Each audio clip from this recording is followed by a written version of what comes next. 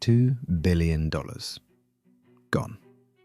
Not lost in a stock market crash, not stolen, not burned in a factory fire. Spent. Deliberately, carefully, and with enormous confidence by the most powerful car company in the world. And the worst part? The car they spent it on became a national joke before the first owner even finished the first tank of gas. This is the story of the Ford Edsel, a car named after a dead man, built to fulfill a dream that died with him, and launched into the world with such catastrophic incompetence that it changed the way America thinks about corporate arrogance forever. But before we get to the disaster, we need to understand why it happened. Because this was not a story of lazy engineers or cheap executives cutting corners. This was a story of obsession, family tragedy, boardroom warfare, and one of the most ruthless acts of corporate sabotage the American auto industry has ever seen. To understand the Edsel, you have to understand what Ford Motor Company was in the early 1950s. On the surface, it looked like a giant. Second largest automaker in America, a household name from Maine to California. A company that had literally invented the modern assembly line and put the working class on wheels. But underneath that surface, Ford had a problem. A serious, structural, bleeding money kind of problem. And that problem had a name: General Motors. Alfred Sloan, the legendary chairman of General Motors, had spent decades building something that was, in hindsight, almost diabolically clever. He divided the American car market into a precise ladder of price points and created a separate brand for each rung. Chevrolet at the bottom for the young buyer just starting out, then Pontiac, then Oldsmobile, then Buick, and at the very top, Cadillac for those who had made it. The genius was not just in the products, the genius was in the loyalty trap. You bought your first Chevrolet at 25, and as your career advanced and your salary grew, you naturally moved up to a Pontiac, then an Olds. You never left the General Motors family. Your money stayed in one corporate ecosystem your entire driving life. Ford had nothing like this. Henry Ford Sr., the legendary founder, believed in simplicity. One product, built brilliantly, sold to everyone. That philosophy had made him fabulously rich in the 1910s and 20s. But by the post-war boom of the late 1940s and early 50s, it was bleeding the company dry. Ford had two brands, the affordable Ford and the luxury Lincoln, which had come into the portfolio in 1922 after Ford acquired the bankrupt Lincoln Motor Company. Between them sat a price gap of several $100s, and in that gap, thousands of customers walked straight into a General Motors dealership every single month. The man who saw this problem most clearly was not an executive or a consultant. He was the founder's only son, Edsel Bryant Ford. Edsel Ford had been president of Ford Motor Company since 1919, appointed at just 25 years old. From the outside, it looked like the dream job.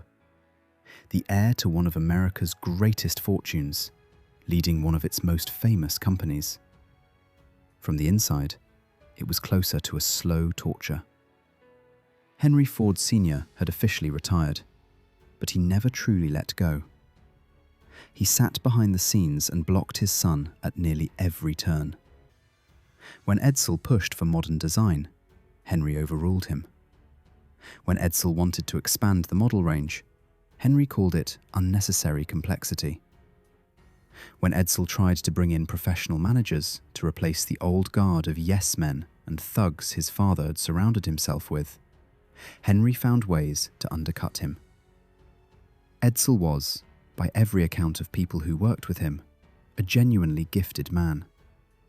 He had a real eye for design.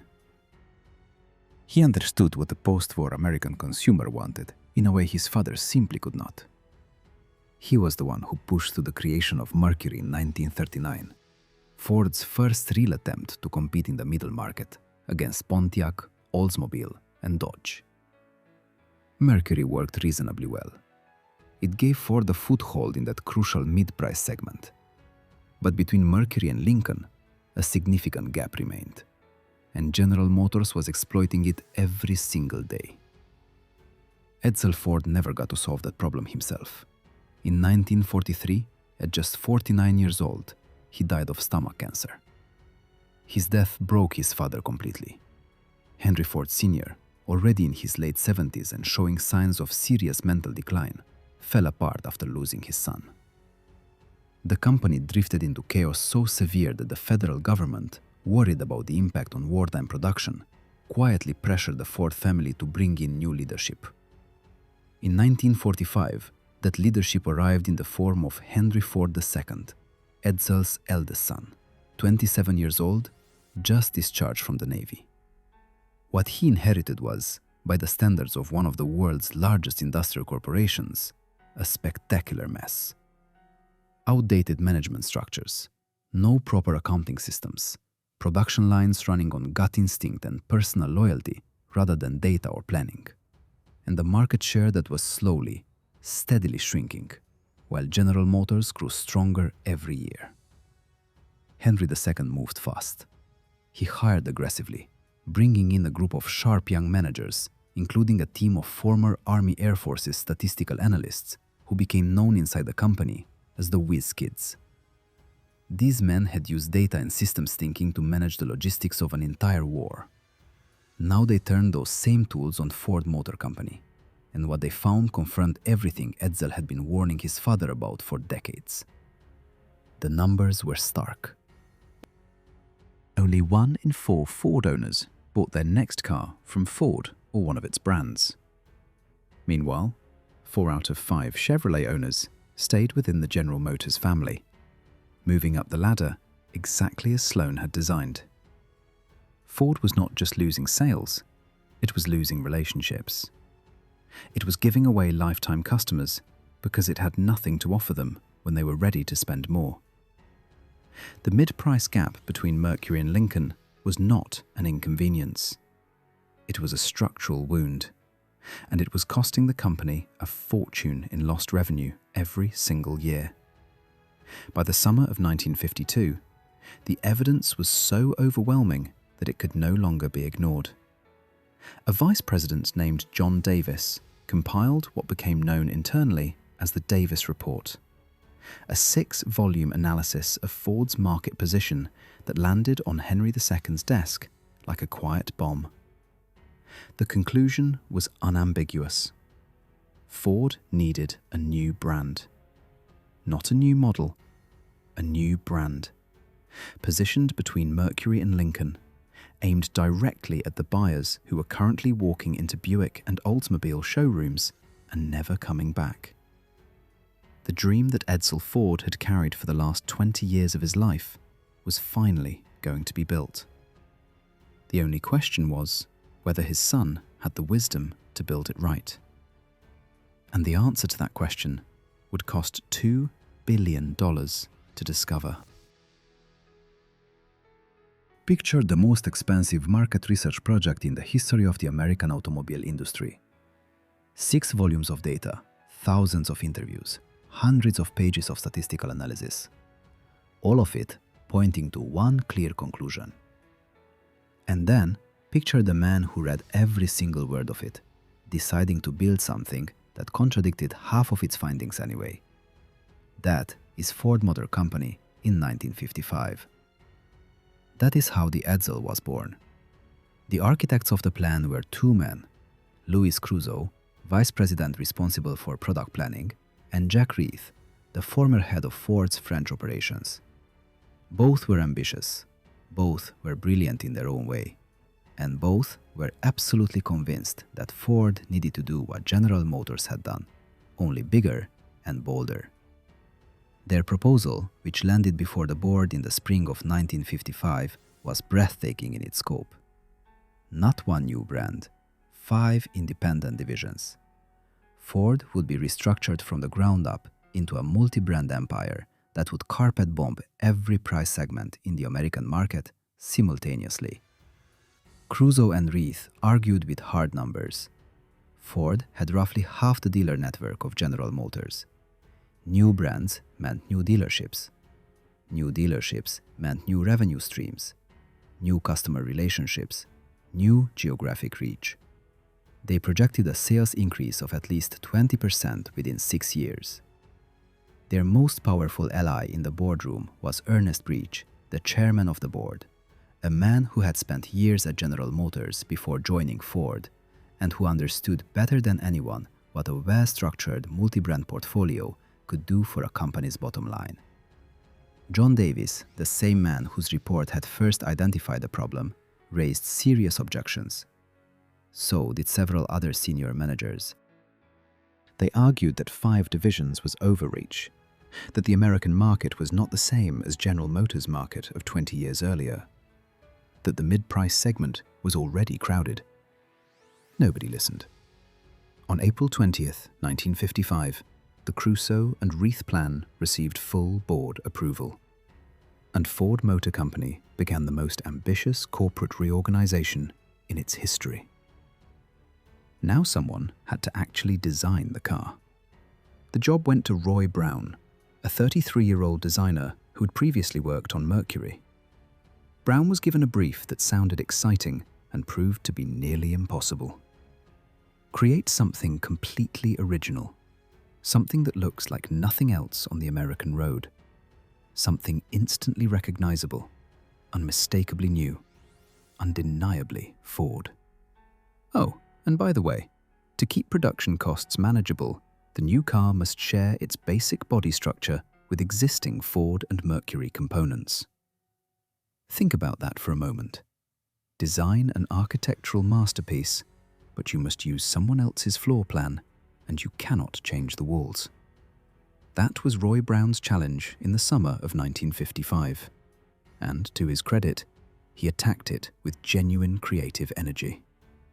The dominant styling trend in American cars of that era was the wide horizontal grille, a chrome smile stretching from headlight to headlight. Detroit had been doing variations on that theme for years, and Brown wanted nothing to do with it. He went vertical instead. He designed a tall, oval opening in the center of the front fascia, framed in chrome, standing upright like a shield. In his own mind, the shape referenced the classic horse collar of America's frontier era, a symbol of strength, of working heritage, of something distinctly and proudly American. The rear of the car got equally dramatic treatment. Broad horizontal tail lamps sweeping outward like the spread wings of a seabird, giving the whole machine a forward-lunging, almost aeronautical stance. 3 months after the plan was approved, Brown's full-scale clay models were unveiled to Ford's senior leadership. What happened next was, by any measure, extraordinary. The executives stood up from their chairs and applauded.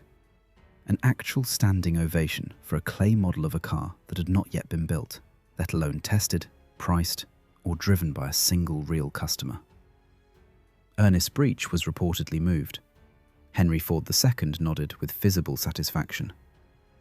Roy Brown stood in that room and felt, probably for the only time in his professional life, like an absolute genius. He had no way of knowing that the gap between what impresses a boardroom full of executives and what appeals to a family in Ohio, standing in a dealership parking lot, is sometimes the size of the Grand Canyon. While Brown was refining his clay models, an equally frantic process was underway to find a name for the new brand. Ford hired a poet, a woman named Marianne Moore, paying her a generous fee to bring literary creativity to the problem. Moore delivered with enthusiasm. Among her suggestions were Utopian Turtle Top, Mongoose Civique, and Varsity Stroke. The Ford executives read these proposals with expressions that can only be imagined. All of them were rejected. Thousands of other names poured in from employees, advertising agencies, and outside consultants. Among the serious finalists were Citation, Corsair, Pacer, and Ranger. These names were eventually used, but not for the brand itself. They became the trim-level designations for different versions of the car. Ernest Breach had a completely different idea for the brand name, and he pushed it with the kind of quiet, persistent authority that only a powerful chairman can deploy.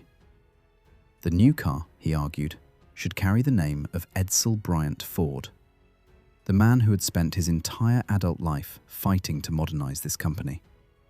The man who had first identified the very gap in the market that this new brand was designed to fill. The man who had died before seeing his vision realized, what more fitting tribute could there be? The Ford family's reaction was immediate and uncomfortable. Eleanor Clay Ford, Edsel's widow, objected. So did their sons, including Henry II himself, at least initially. They understood something that Breach either did not grasp or chose to ignore. Attaching a beloved family name to a commercial product meant that if the product failed, the name would carry that failure forever. They were not being sentimental.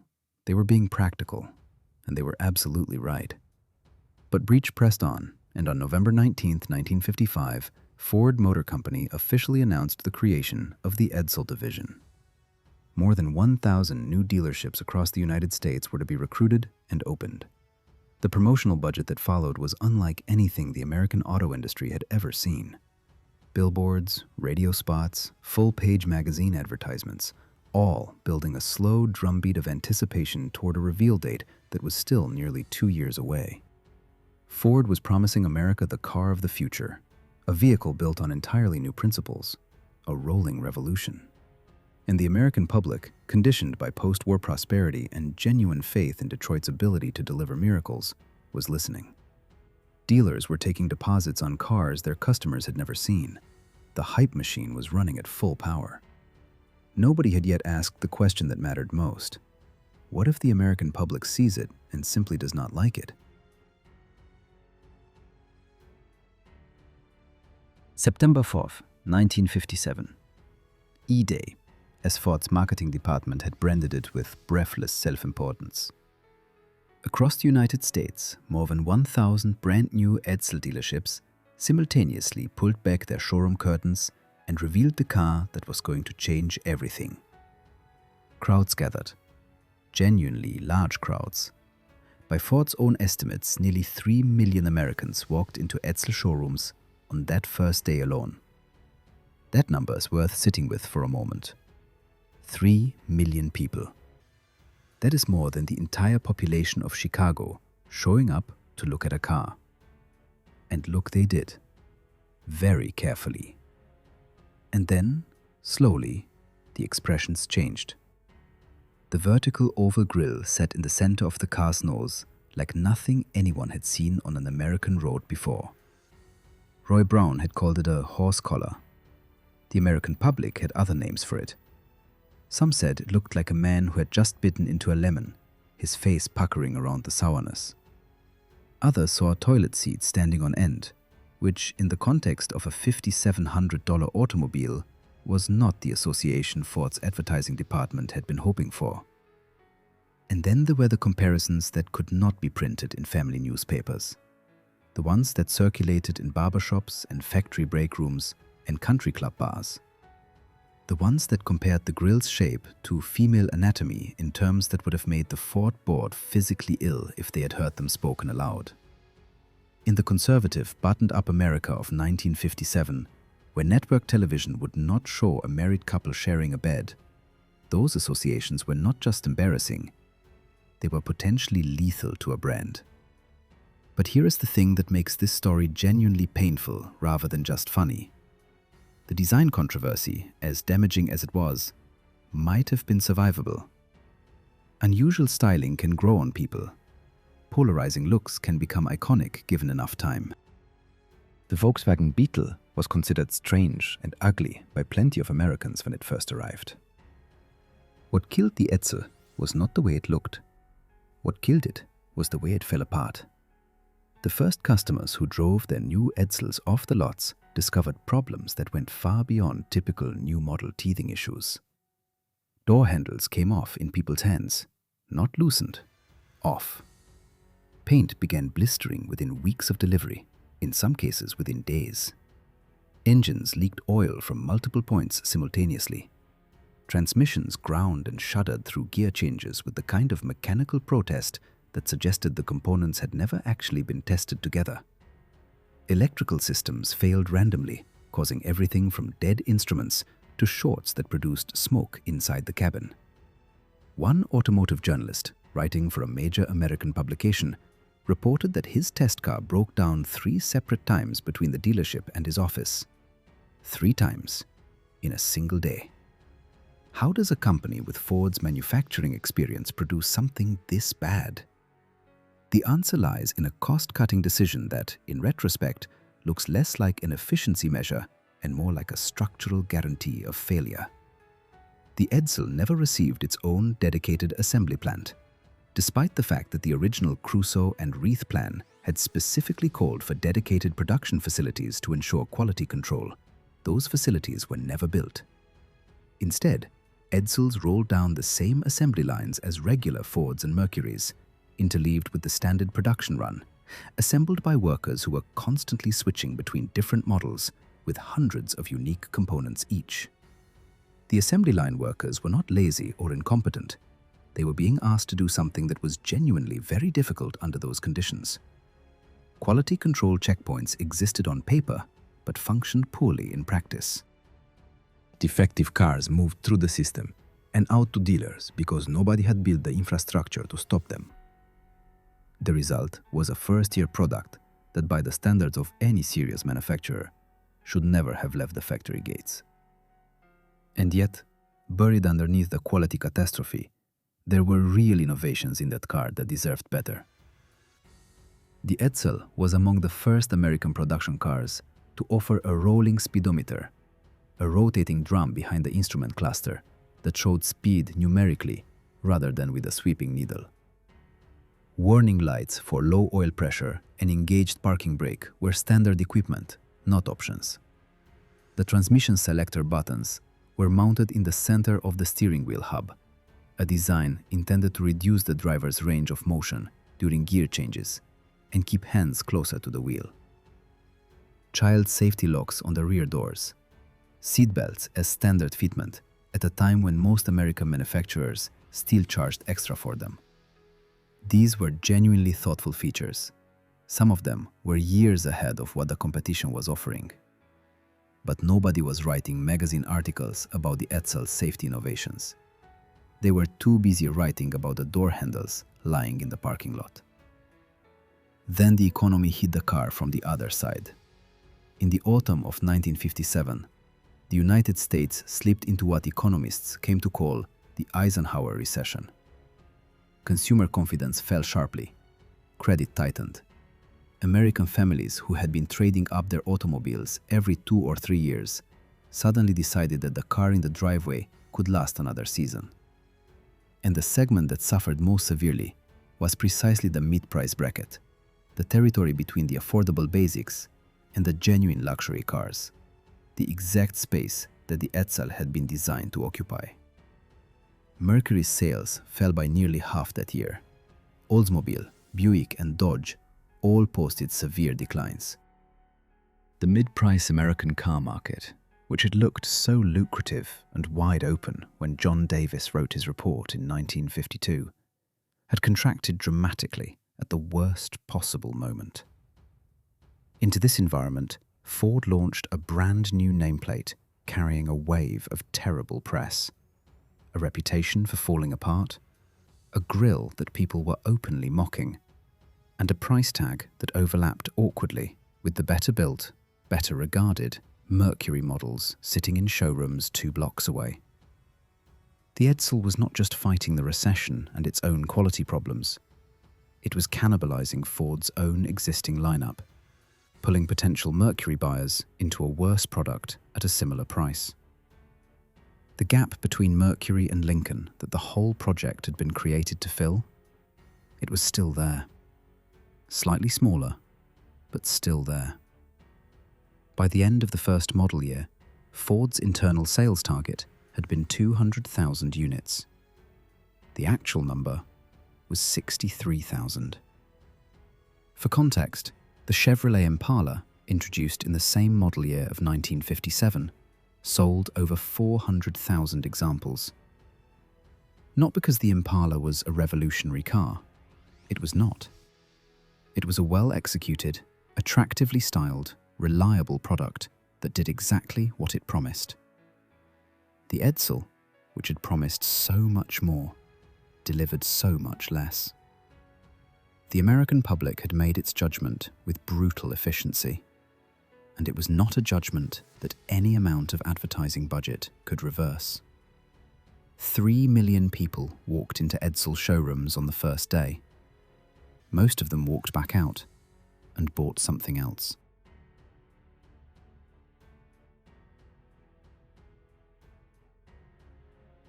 While American families were laughing at the Edsel's grille and mechanics were shaking their heads at its build quality, something far more interesting was happening inside Ford's own headquarters in Dearborn.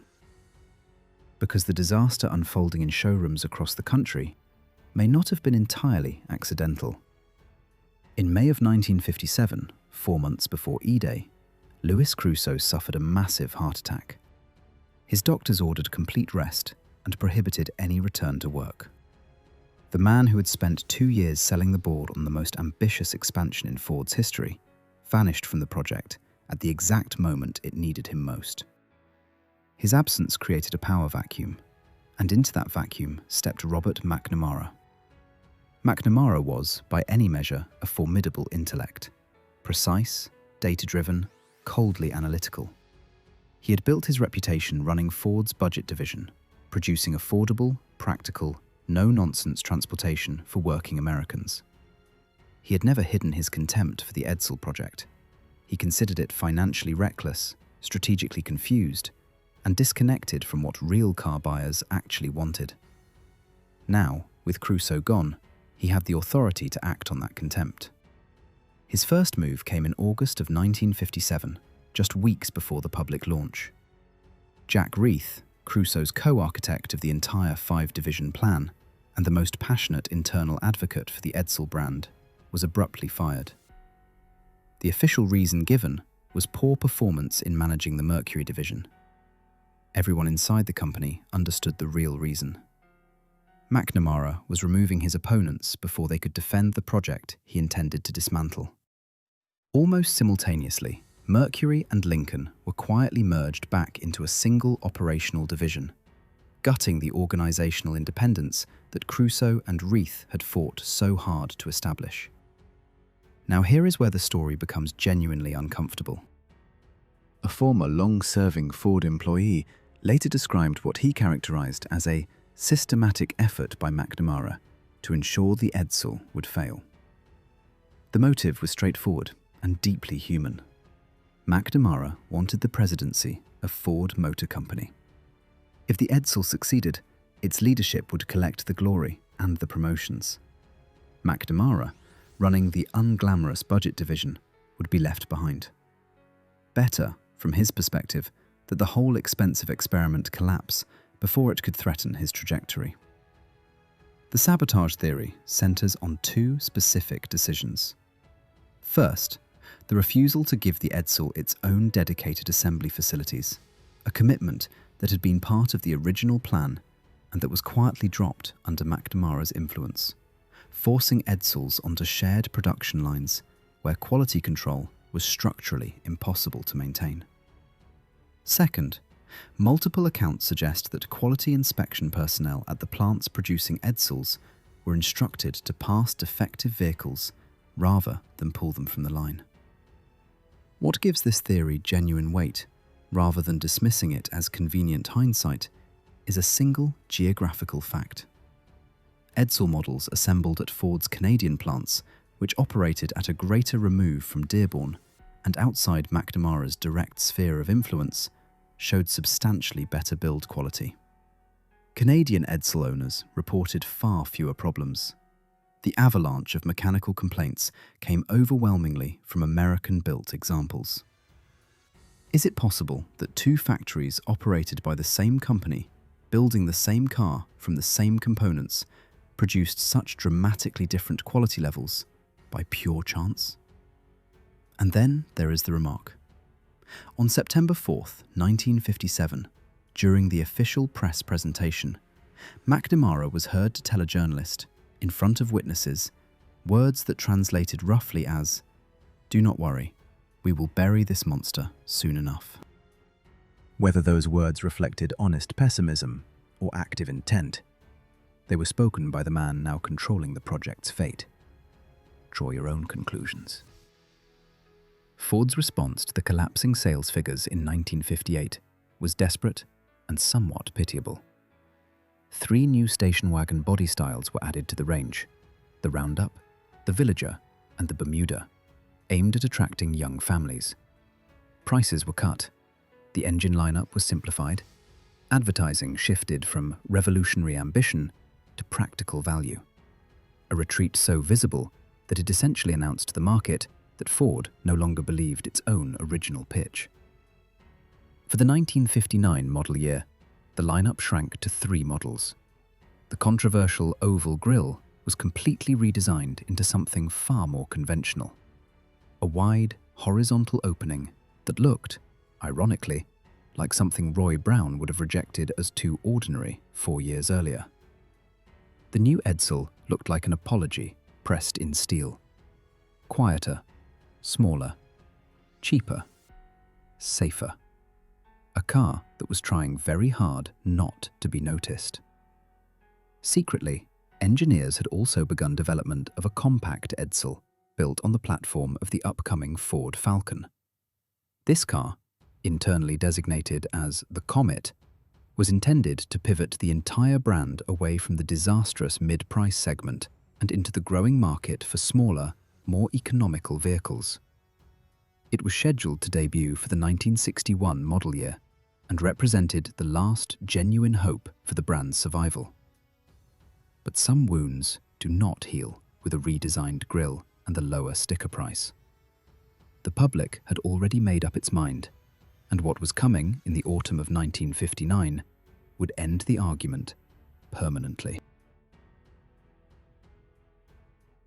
In the autumn of 1959, Ford's internal order books for the redesigned, humbled, cheaper Edsel showed exactly 2,400 confirmed purchases across the entire United States. 2,400. A moderately successful single day at a busy Chevrolet dealership. The number landed in the boardroom like a verdict that nobody had the energy to appeal. On November 19th, 1960, Ford Motor Company issued a press release. It was 4 sentences long. Production of Edsel automobiles was to cease with immediate effect.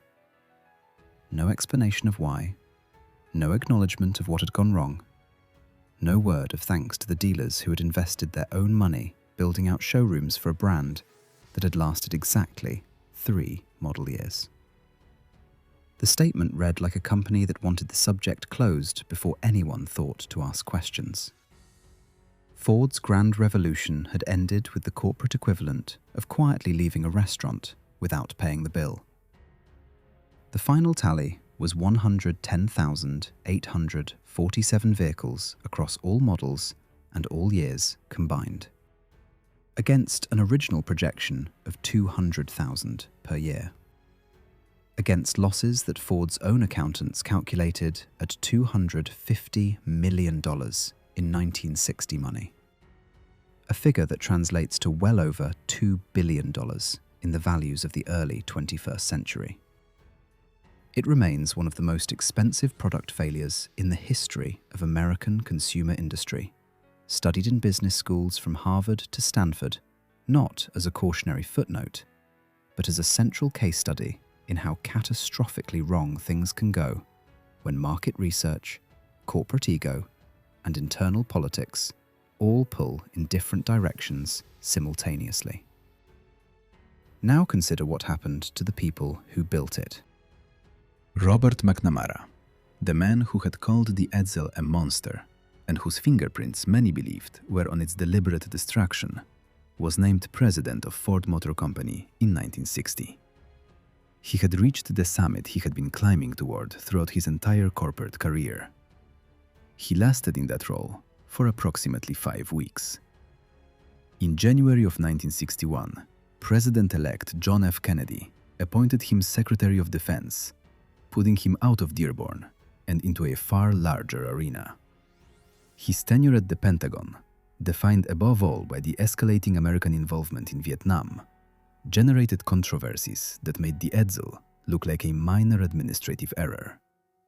In 1964, a political candidate publicly accused McNamara of having deliberately engineered the Edsel's failure to advance his own career. McNamara never responded to the accusation, not once in any interview for the rest of his life. Ernest Breach, the chairman who had pushed hardest for naming the car after a dead family member over the explicit objections of that family, spent the years after the collapse insisting in interviews that it had been Louis Crusoe's idea all the way. Corporate documents told a different story. Nobody believed him, and the documents did not support him. He had championed that name in the boardroom. He had won the argument, and he spent the rest of his career trying to lose the credit for it. Roy Brown, the designer whose vertical oval grille had become the most mocked piece of automotive styling in American history, transferred to Ford's European division and spent the remainder of his career working on projects that attracted no particular public attention. He never stopped defending his Edsel design, arguing until his final years that American audiences in the 1950s simply lacked the visual sophistication to appreciate what he had created. Perhaps he was right. Perhaps he was not. What is certain is that no mainstream American automaker ever again attempted a vertically oriented central grille of that kind. The idea died with the car. Eleanor Clay Ford, Edsel's widow, who had objected to the naming of the car before a single prototype had been built, never made a public statement about it afterward. Her silence on the subject was, in its own way, more eloquent than anything she could have said. And then came the twist that nobody in that Dearborn boardroom in November of 1960 could possibly have anticipated. The Comet, the compact car that engineers had been developing as the Edsel's last chance reinvention, did not die with the brand. Ford reassigned it to Mercury. The Mercury Comet debuted in 1960 and sold 116,000 examples in its first year alone. More than all 3 years of Edsel production combined, achieved in 12 months, under a different badge, in a segment the original planners had never even considered. The car that was supposed to save the Edsel ended up saving its internal competitor instead. The Edsel's failure did not go unnoticed by General Motors and Chrysler. Both companies quietly overhauled their approach to new model launches in the early 1960s, adding consumer testing phases, separating engineering sign-off from marketing timelines, and building dedicated quality gates that prevented the kind of defect pass-through that had destroyed Ford's reputation. The disaster that cost Ford $2 billion effectively subsidized a decade of improvement across the entire American auto industry. Ford paid the tuition. Everyone else took the lesson. If this story surprised you, if you found yourself reconsidering what you thought you knew about Detroit, about corporate ambition, about the gap between a boardroom standing ovation and a parking lot full of broken door handles, then leave a comment below and tell us which part hit hardest. Was it the sabotage theory? The family tragedy behind the name? The fact that the car meant to save the Edsel sold more in 1 year than the Edsel managed in 3? Like this video if you want more stories like this one. Subscribe if you are not already here, because the next story is just as wild, just as consequential, and ends just as unexpectedly. The history of the car industry is full of moments like this one. We are just getting started.